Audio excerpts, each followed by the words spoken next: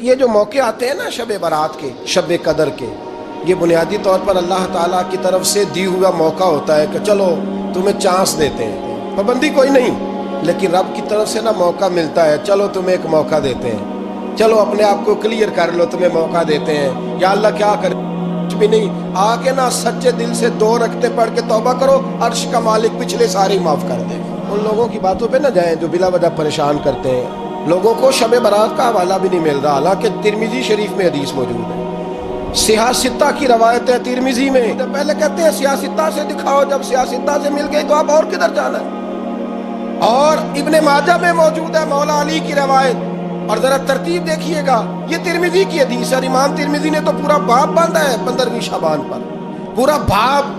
اب تمہاری مرضی ہے اگر تم نہیں بات کو سمجھنا چاہتے، لیکن میں نے پہلے بھی کہا تھا، پھر کہتا ہوں، اگر ہمیں کوئی شخص کہتا ہے کہ شب برات کو اٹھ کے نفل نہ پڑھو، تو بھائی نفل ہم نے پڑھنے اللہ کی رضا کے لیے، ہمیں کسی بندے سے ڈگری لینے کی ضرورت نہیں، نہ تو ہمارے اور رب کے درمیان معاذ اللہ کوئی وسیلہ ہے کہ تو کہے گا تو پڑھیں گے، جب دل کرے گا پڑھیں گے، اور جتنے دل کرے گا پڑھیں گے۔ ہم تو نفل کہہ رہے ہیں اس کو، ہم نے کب کہا ہے ضروری ہے جو عشاء پڑھ کے سو جائے فجر تک سویا رہے، ہم اس کو گناہ گار نہیں کہہ رہے، لیکن یہ ضرور کہیں گے کہ گولڈن چانس مس کر دیا اس نے، چانس مس کیا ہے، یہ تو اللہ کی رحمت کا موقع تھا۔ حضرت سیدہ عائشہ صدیقہ رضی اللہ تعالی عنہا ارشاد فرماتی ہیں کہ شعبان کی 15ویں رات تھی، یعنی شب برات کی رات، فرماتی ہیں شعبان کی 15ویں رات تھی، میں نے اچانک نظر ڈالی تو حضور میرے بستر میں تھے، پھر میری نظر پڑی تو حضور نہیں تھے، میرے دل میں گمان آیا، خیال آیا کہ شاید کسی اور زوجہ کی طرف حضور کا میلان تباہ ہو گیا ہو، وہاں تشریف لے گئے ہوں۔ فرماتی میں اٹھی باہر گئی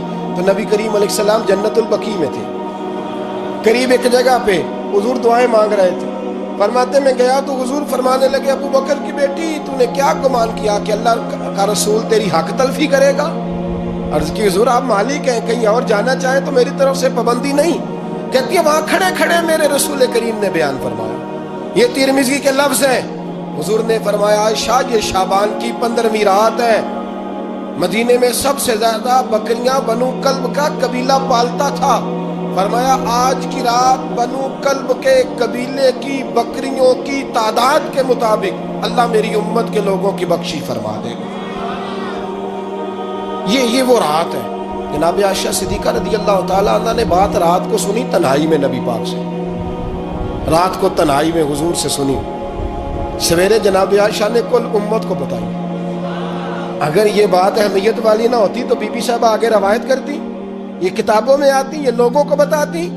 حضرت عائشہ نے روایت کیا اور مولا علی شیر خدا نے تو کھل کے کہا، ابن ماجہ میں حضرت علی سے پیار کرنے والوں کے لیے الگ عنوان، مولا علی نے کھل کے فرمایا شعبان کی 15ویں رات کو رات عبادت کرنا اور سویرے روزہ رکھنا۔ حضرت علی کے لفظ بائی نہیں سیاستہ میں، رات کو روز عبادت کرنا، دن کو روزہ رکھنا۔ ویسے تو رب کریم ہر روز تہجد کے وقت پہلے آسمان پر نزول اجلال فرماتا ہے اور لوگوں کو فرماتا ہے کوئی بخشش مانگنے والا؟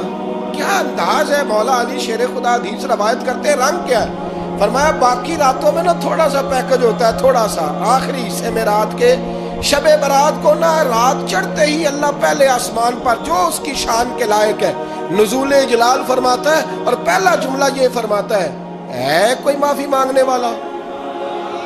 اللہ کرے آپ کو سمجھ آئے، یعنی معافی دینے والا کہہ رہا ہے چلو آؤ ادھر آؤ ذرا معافی مانگو، میں معاف کرنے آیا ہوں، مانگو معافی، ہے کوئی معافی مانگنے والا؟ معاف کر دیں گے۔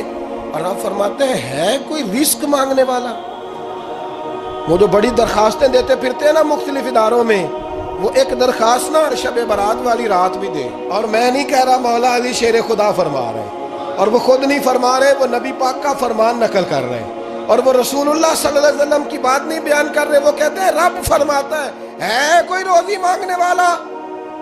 سارے سیٹھوں نوابوں جاگیرداروں کے پاس جا جا کے تھک گئے ہو، ایک دن میرے کہنے پر، ایک رات، ایک دیہڑی ذرا شب برات والی لگا کے تو دیکھو۔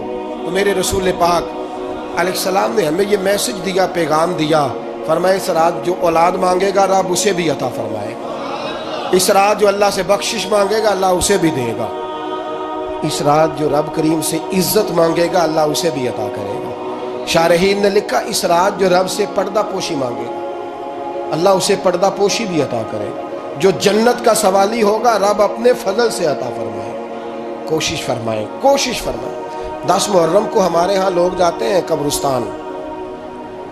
وہ کسی حدیث سے ثابت نہیں, میں منع نہیں کر رہا, جائیں 9 محرم کو جائیں, 10 کو جائیں, 11 کو جائیں, 8 کو جائیں, سفر میں جائیں, ربیع الاول میں جائیں, قبرستان میں جب بھی جائیں, منع نہیں ہے. لیکن شب برات والی رات تو خود رسول کریم گئے ہیں نا قبرستان. اب جو بات میں نے سمجھانی ہے اس کو سمجھیں. نبی پاک کی والدہ کا مزار نہیں ہے وہاں جنت البقیع میں. حضور کے کو بھائی بہن, حضور کیا کرنے گئے؟ امت کی بخشش کے لیے گئے. شب برات کی رات لالچی نہ بنے کہ صرف میں نے اپنے لیے روزی مانگنی ہے. کل امت کے لیے مانگے رب کریم سے. مانگے اپنے بھائی کے لیے, مانگے اپنی بہن کے لیے, مانگے اپنے بیٹے کے لیے, مانگے اپنی بیٹی کے لیے, مانگے اللہ کریم سے. یہ مانگنے کی رات ہے.